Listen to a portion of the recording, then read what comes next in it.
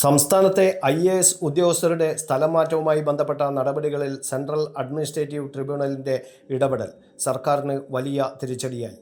IAS officers association നൽകിയ ഹർജിയിൽ 2014 cadre നിയമങ്ങൾ കർശനമായി പാലിക്കണമെന്ന് ട്രിബ്യൂണൽ ഉത്തരവിട്ടു. അശോക് കുമാറിനെ മാറ്റിയതുൾപ്പെടെയുള്ള 3 സ്ഥലംമാറ്റ ഉത്തരവുകൾ കോടതി റദ്ദാക്കി. IAS ഉദ്യോഗസ്ഥരുടെ തസ്തികകളിൽ കേഡർ ഇതര ഉദ്യോഗസ്ഥരെ നിയമിക്കുന്നത് നിയമവിരുദ്ധമാണെന്ന് CAT വ്യക്തമാക്കി. നിലവിൽ എക്സൈസ് കമ്മീഷണറായ MR അജിത് കുമാറിന് ഈ ഉത്തരവ് വലിയ തിരിച്ചടിയാകും.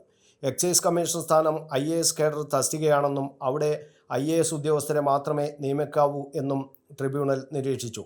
ഇതോടെ അജിത് കുമാറിനെ എക്സൈസ് കമ്മീഷണർ സ്ഥാനത്ത് നിന്ന് നീക്കം ചെയ്യേണ്ടി വരും.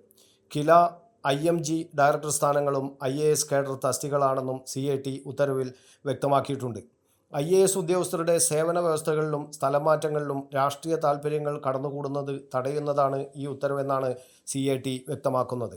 കേഡർ നിയമങ്ങൾ ലംഘിച്ചുള്ള നിയമനങ്ങൾ സർക്കാരിൻ്റെ അധികാരപരിധിക്ക് പുറത്താണെന്നും ട്രിബ്യൂണൽ ഓർമ്മിപ്പിച്ചു.